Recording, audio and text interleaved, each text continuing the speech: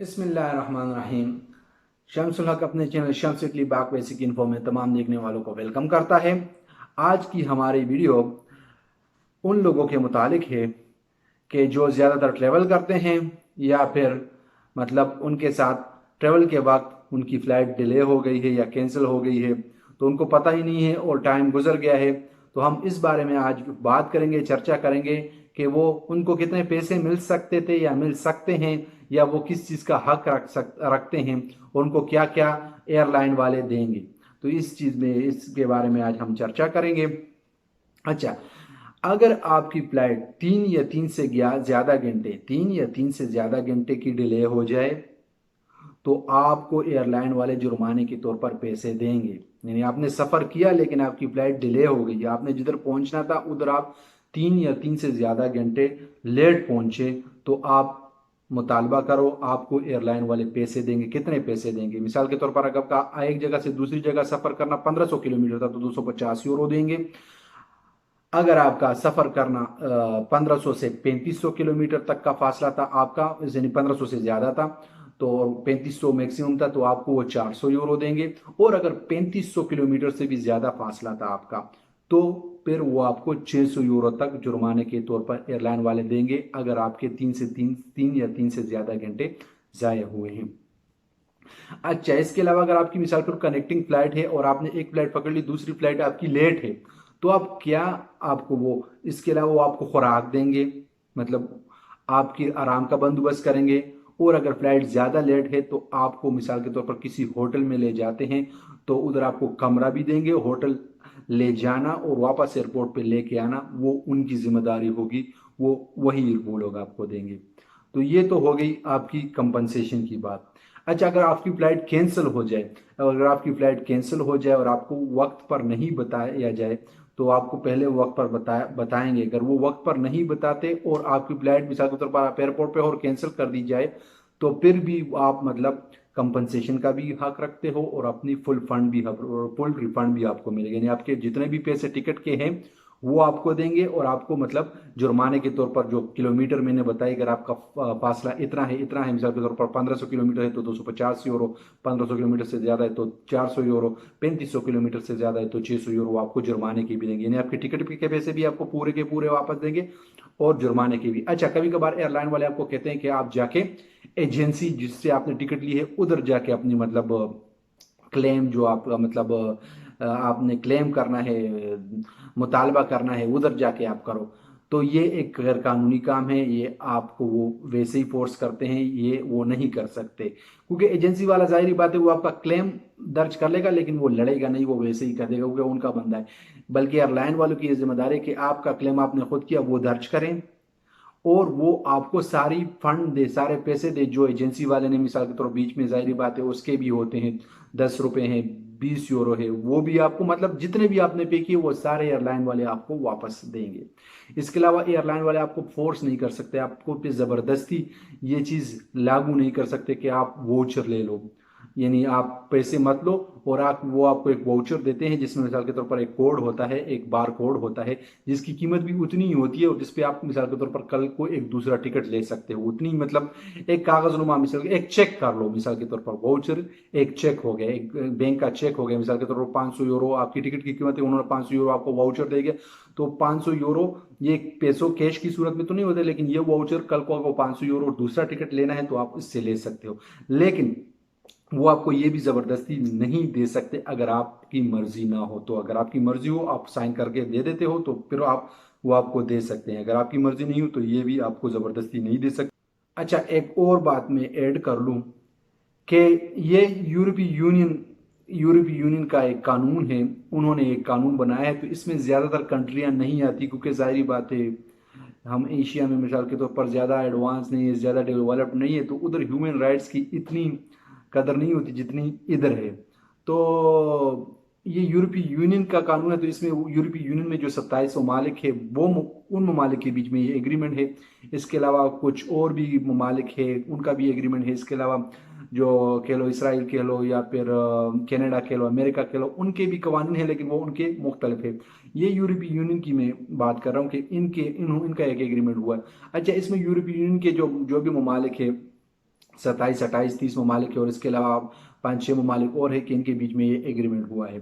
तो अगर आप किसी यूरोपीय यूनियन मुल्क से, यानी मतलब किसी इटली से, फ्रांस से, जर्मनी से, बेल्जियम से, या जो भी यूरोपीय यूनियन को उधर से आप सफ़र कर रहे हो, बेशक आप किसी नॉन यूरोपियन कंट्री जा रहे हो, पाकिस्तान जा रहे हो, इंडिया जा रहे हो, श्रीलंका जा रहे हो, तुर्की जा रहे हो, और आप कोई भी एयरलाइन यूज़ करो, वो ज़रूरी नहीं है कि वो एयरलाइन यूरोपीय यूनियन वाली एयरलाइन हो, मतलब यूरोप के किसी मुल्क की एयरलाइन हो, नहीं, आप कोई भी एयरलाइन यूज़ करो, तो अगर आपकी फ़्लाइट डिले होती है, या इधर से डिले होती है या उधर से डिले होती है, तो आप फिर कंपनसेशन यानी आपको जुर्माने का मुतालबा रख सकते हो, या कैंसिलेशन भी होती है, तो इस सूरत में भी आप कर सकते हो। पहली रीज़न हो गई, आपकी फ़्लाइट यूरोप से जा रही है किसी भी नॉन यूरोप कंट्री में, और वो कोई भी एयरलाइन हो। अच्छा, दूसरी सूरत में अगर आपकी फ़्लाइट आ रही है, तो अगर आपकी फ़्लाइट किसी गैर मतलब गैर यूरोप मुल्क से आ रही है, तो उसका फिर यूरोप वाली फ़्लाइट होना ज़रूरी है कि वो किसी यूरोप के मुल्क की फ़्लाइट हो, यूके की फ़्लाइट हो, जर्मनी की फ़्लाइट हो, या फिर इटली की फ़्लाइट हो, मतलब किसी यूरोप के मुल्क की फ़्लाइट हो और वो यूरोप आ रही हो, तो फिर आप जो है ना कंपनसेशन इन जुर्माने जो आप मिसाल को तरफ टाइम आपका ज़ाया हो गया, तो वो उसकी आप मुतालबा कर सकते हो। या फिर अगर किसी यूरोप की फ़्लाइट किसी दूसरे यूरोप कंट्री में जा रही है, तो भी आप कर सकते हो। तो इन चीज़ों में आप ये चीज़ कर सकते हो। इसके अलावा अगर ख़ास हालात हो जाएं, मिसाल के तौर पर जिस तरह आज के हालात चल रहे हैं कोरोना वायरस की वजह से, तो ऐसी कंडीशन में अगर आपकी फ़्लाइट कैंसिल होती है, डिले होती है, तो आप फिर कंपनसेशन, यानी कंपनसेशन का मतलब सादा अल्फाज में कह लें कि आप मिसाल के तौर पर जुर्माना कह लो, जो आपको मिसाल के तौर पर एयरलाइन जुर्माने के तौर पर पैसे देती है, उसके आप हक नहीं रखते। और कैंसिलेशन भी हो जाए, तो फिर उसमें भी आपको मिसाल के तौर आपकी टिकट के पैसे आपको मिलेंगे, लेकिन जो आपको एक्स्ट्रा पैसे, जो कंपनसेशन, जो जुर्माने के तौर पर आपको मिलते हैं, जी मिसाल के तौर पर आपका टाइम ज़ाया हो गया, या आपका मतलब बताया नहीं गया, आपकी सारी प्लान जो थी आपके मिसाल के तौर पर जो सारे आपने किए थे वो ज़ाया हो गए, कि मैंने ये करना है जाके वो करना है, तो ख़ास हालत में इस चीज़ में फिर आप ये मुतालबा नहीं कर सकते। या फिर इसके अलावा अगर मौसम की ख़राबी की सूरत में फ़्लाइट लेट हो जाए, तो इसमें भी आप ये हक़ नहीं रखते। इसके अलावा अगर जहाज़ों का हड़ताल हो, तो उसमें भी आप हक़ नहीं रखते कि आप ये पैसे ले सको। इसके अलावा अगर कोई सियासी सरगर्मी हो, कोई प्रेसिडेंट आ रहा हो गया, कोई और सियासी कारकुन आ रहा हो, जिसकी वजह से मिसाल के तौर पर सिक्योरिटी वजूहात की बिना पर उन्होंने एयरपोर्ट में मतलब वो आम बंदे अलाउ नहीं हो कुछ टाइम के लिए, तो उस वजह से आपको लेट हो जाए, तो उसमें भी आपको अलाउ नहीं। तो अगर इसके अलावा दूसरे कोई भी मसाइल हो जिसमें जहाज़ एयरलाइन वालों की गलती हो, तो आप कंपनसेशन का मुतालबा कर सकते हो, जुर्माने का मुतालबा कर सकते हो, और आपको वो पैसे देंगे। अगर टिकट अगर फ़्लाइट कैंसिल हो गई इस वजूहत के अलावा, तो आपको फ़्लाइट के पैसे भी देंगे और कंपनसेशन के भी पैसे आपको देंगे।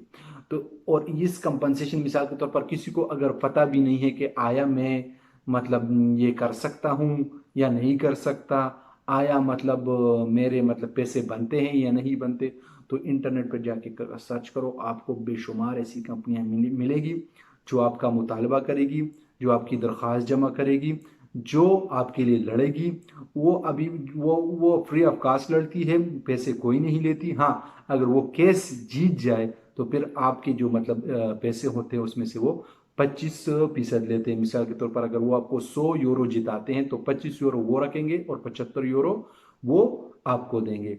यानी फिर भी ये चाहे ना, आपको तो पता भी नहीं है कि आपका हक बनता है या नहीं बनता, तो वो आपसे खाली आपकी सारी डिटेल मांगेंगे कि आपकी बोर्डिंग कब से कब थी, किस जगह से किस जगह थी, और आपके मिसाल के तौर वो चेक करेंगे, फिर आपको बताएंगे कि आप हक रखते हो, और फिर वो आपके लिए आगे बात करेंगे, और फिर वो आपको अगर पैसे उन्होंने दिलवा दिए तो वो अपने 25% रख लेंगे, अगर नहीं दिलवा सके तो वो आपसे वो कुछ नहीं लेंगे। तो इस तरह ये आप ये मुतालबा कंपनसेशन का भी कर सकते हो। और हाँ, ये कब आप कर सकते हो, यानी पिछले 6 साल, यानी आपके साथ कोई भी वाकया हुआ है 2 साल से लेके 6 साल पुराना। मुख्तलिफ ममालिक का थोड़ा सा मुख्तलिफ होता है, लेकिन मैं आपको कह रहा हूँ कि मिसाल के तौर पर 2 साल पहले आपसे कोई वाक़या हुआ है, 1.5 साल पहले हुआ है, 2 महीने पहले कोई वाक़या हुआ है, या फिर 6 साल पहले कोई वाक़या हुआ है और आपको उस फ्लाइट की डिटेल सारी कुछ याद है, तो आप ये मुतालबा कर सकते हो, ये आप अपना मुकदमा लड़ सकते हो, ये अपना मुकदमा जमा कर सकते हो और इसके पैसे आपको मिलेंगे। अगर आप खुद करना चाहो तो भी, या किसी मतलब जो कंपनी है मुख्तलिफ उनके थ्रू करना चाहो। कंपनियों के थ्रू करोगे तो 25% आपसे लेंगे, खुद करोगे तो आपसे कुछ नहीं मिलेगा, लेकिन जीतने के चांसेस कम होते हैं। तो जाहिर ही बात है आप कंपनियों के थ्रू करोगे क्योंकि आपको फायदा होगा। तो मिला तो आपको वैसे भी कुछ नहीं है, वो आप उस चीज को भूल चुके हो, लेकिन ट्राई कर लो, हो सकता है कुछ ना कुछ हाथ ही आ जाए तो फायदा है। तो ये थी सारी चीजें जो मैंने आप लोगों को आज डिस्कस की। उम्मीद है इससे आप लोगों को फायदा होगा। अगर कई दोस्तों को पता नहीं था तो पता चल गया होगा। तो ये लेकिन इसमें ज़्यादातर यूरोपियन यूनियन की कंट्रियां हैं जो मैंने आपको बता दी। हमारे जो मतलब गल्फ एरिया है या इनके मतलब एग्रीमेंट इतने ऐसे नहीं हुए इसमें, तो वो बदकिस्मती है हमारी। लेकिन फिर भी जो लोग यूरोप से ताल्लुक़ रखते हैं, यूरोप आते जाते हैं, पाकिस्तान इंडिया से यूरोप और इस तरह, और उनके साथ अगर इस तरह के कोई वाक़यात होते हैं और वो ये सारी चीज़ें जो मैंने शराइत बता दी अगर इसके अंदर आते हैं, तो बेशक वो अपना मुकदमा लड़े, मुकदमा दर्ज करे, किसी भी मतलब एजेंसी से बात करे जो आपको मिलेगी। आपसे 25% ले लेगी, 75% आपको दे देगी, फायदा है आपको, नुकसान तो कोई नहीं है। पैसे तो वैसे भी आपके जा चुके हैं और टिकट तो आपने की, आपके घंटे ज़ाया हो गए, आपका टाइम ज़ाया हो गया, तो कुछ ना कुछ अगर आपको मिलता है तो आप फ़ायदा उठा लो। तो उम्मीद है वीडियो थोड़ी लंबी हो गई, लेकिन इसका मतलब ये है कुछ बातें ऐसे होती है कि वो सारी समझानी पड़ती है। तो मिलते हैं इंशाल्लाह अगली वीडियो में। तो अगर वीडियो आपको पसंद लगी और आपको इससे फ़ायदा हो तो प्लीज़ उसको दूसरों के साथ शेयर करें और मेरे चैनल को ज़रूर सब्सक्राइब करें और वीडियो को लाइक करें और कमेंट में ज़रूर बताएं। अगर कोई पॉइंट मुझसे रह गया हो या कोई सवाल हो तो आप कमेंट में करें, और इसके अलावा बेल आइकॉन को भी दबाएं ताकि मेरी जो भी आने वाली वीडियो हो वो आप तक बर वक्त पहुंच सके। तो मिलते हैं अगली वीडियो में, तो तब तक के लिए इजाज़त दीजिए। अल्लाह हाफिज़।